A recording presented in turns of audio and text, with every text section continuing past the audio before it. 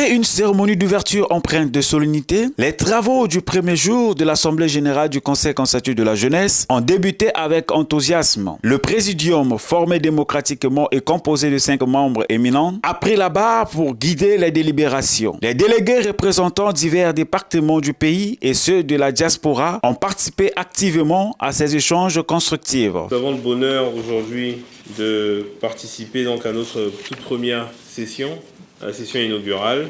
Et première session, ça veut dire aussi adoption donc des documents fondateurs, on va dire ça comme ça, de fonctionnement, parce que vous conviendrez avec moi que 2 personnes ne peuvent pas marcher ensemble sans au préalable s'être entendues. Il faut qu'on s'entende, il faut qu'on tombe d'accord, et il faut toujours poser un cadre.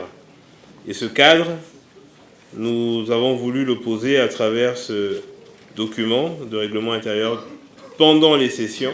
Et puis viendra le moment du débat, de ce que nous aurons bien voulu vous présenter, nous présenter à nous tous, parce qu'en définitive, nous sommes tous membres de l'Assemblée, donc ça nous concerne. Et puis, nous procéderons après à l'adoption si jamais l'examen est épuisé. Une étape cruciale a marqué cette journée avec l'élaboration et l'adoption du règlement intérieur. Ce document clé précise le fonctionnement et la discipline des membres de l'Assemblée générale, instaurant ainsi un cadre structuré pour des débats ordonnés et productifs. Une proposition concernant les modalités de travail avec les délégués ou encore les membres de l'Assemblée générale, que ce soit dans les départements ou dans la ville. Je pense que les différents membres de l'Assemblée générale ne sont pas tombés du ciel. Nous ressortons soit des organisations de société civile et autres.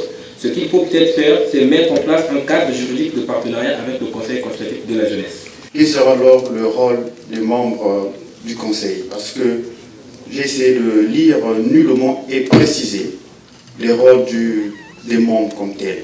Donc j'aurais bien voulu que cela puisse faire mention, parce que nous ne sommes pas là rien que pour les sessions.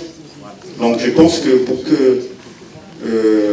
le Conseil puisse aller de l'avant et puisse avoir de l'impact, il est nécessaire de trouver une solution afin que nous puissions travailler pour que notre nation aille de l'avant. Est-ce qu'il ne serait pas possible qu'on puisse rajouter à l'article 22 un tiret, disons, évaluer les activités du secrétariat exécutif permanent? Nous avons pensé qu'il ne faut pas garder la porte fermée, parce que quelquefois, les jeunes à l'extérieur du pays se trouvent confrontés à certaines préoccupations qui, n'ayant même pas la possibilité d'avoir accès quelquefois aux chancelleries diplomatiques, doivent pouvoir avoir un interlocuteur.